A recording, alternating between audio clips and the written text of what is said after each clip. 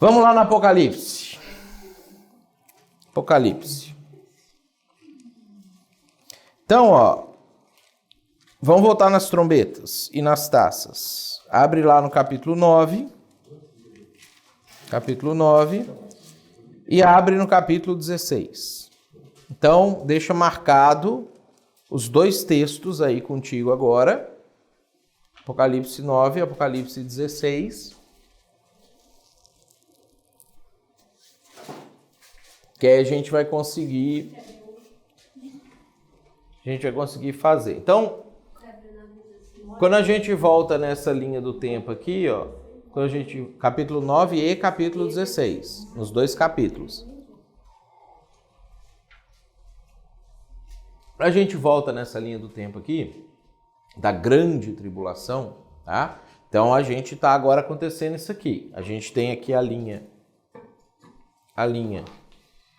das trombetas e a linha das taças. Que vai 1, 2, 2, 3, 3, 4, 4, 5, 5. Capítulo 9, versículo 13. O sexto anjo tocou a trombeta e eu ouvi uma voz procedente dos quatro ângulos do altar de ouro que se encontra na presença de Deus, dizendo ao sexto anjo, o mesmo que tem a trombeta: solta os quatro anjos que se encontram atados junto ao grande rio Eufrates. Então, o rio Eufrates é aquele rio que tem lá no Iraque, que era nessa época que era Babilônia, hoje é o Iraque, que encontra com o Tigre ali.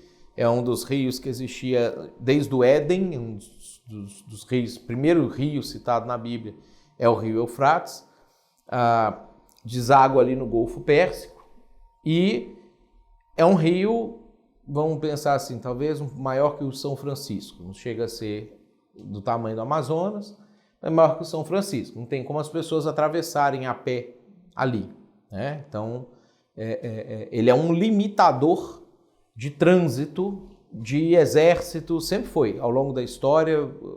Muitas vezes os caras paravam as conquistas ali, porque eles não tinham como atravessar, ou às vezes demoravam para conseguir conquistar um local, porque eles tinham que atravessar o exército naquela região, tinha que ficar parado ali, atravessando gente em ponte, balsas, barcos, não sei o quê.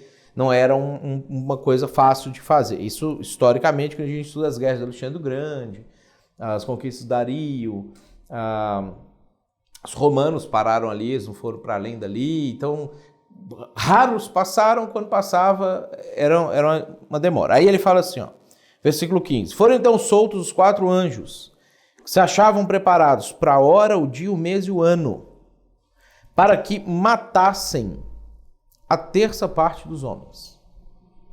Então, agora você tem uma segunda mortandade coletiva. Um terço morre por causa das consequências disso aqui. Então nós estamos aqui na sexta trombeta, um terço da humanidade morre. Aí ele vai explicar, e por que é fácil disso aqui acontecer naquela região? Porque nós temos praticamente metade da população humana vive ali, na Índia e na China. Né? Então, o resto da população humana está dividida no resto dos países, mas quase metade vive ali.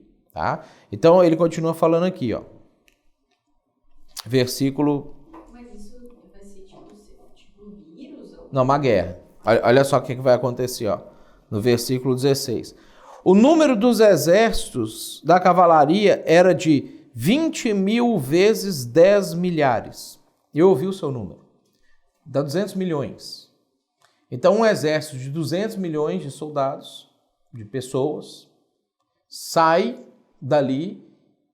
A gente vai ver para onde eles estão indo daqui a pouquinho. Mas no caminho, no trajeto de ir, eles matam muita gente. E morre muita gente. Então, eles estão aqui, eles estão migrando, tá? Daquele canto para o centro. A gente vai ver o detalhe daqui a pouco.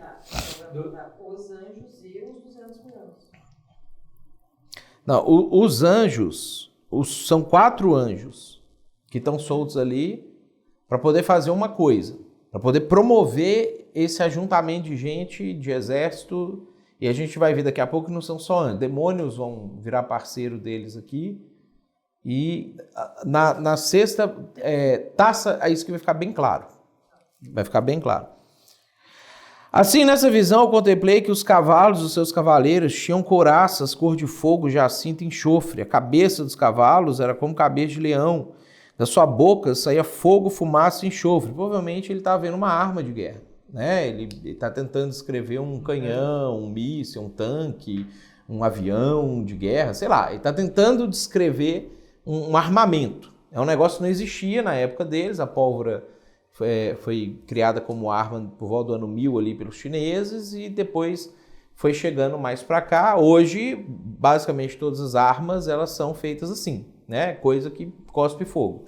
Então ele está tentando explicar o que é que ele está enxergando aqui.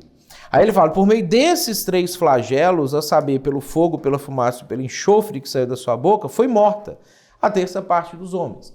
Então eles vieram devastando as vilas, as cidades, as coisas que tinham ali, míssil, bomba, essa coisa arada toda, que é o que gera essa situação. Pois a força dos cavalos estava na sua boca e na sua cauda, né? Então ele está tentando descrever uma coisa que não existia na época dele e que hoje para nós já é muito mais fácil, porque a tecnologia avançou, a gente consegue criar um negócio desse aqui que solta fogo, fumaça e enxofre pela boca.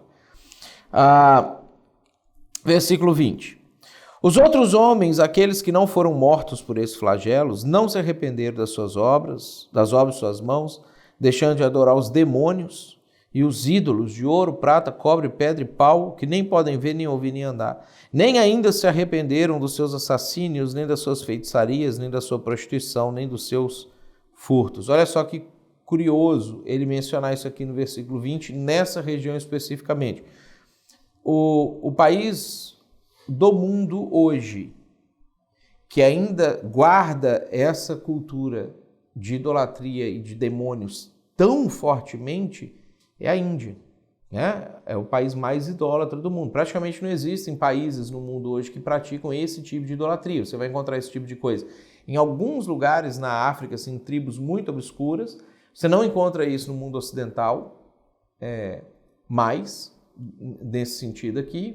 Na verdade, as pessoas estão migrando para o agnosticismo e na época que provavelmente a maioria já vai estar adorando o anticristo.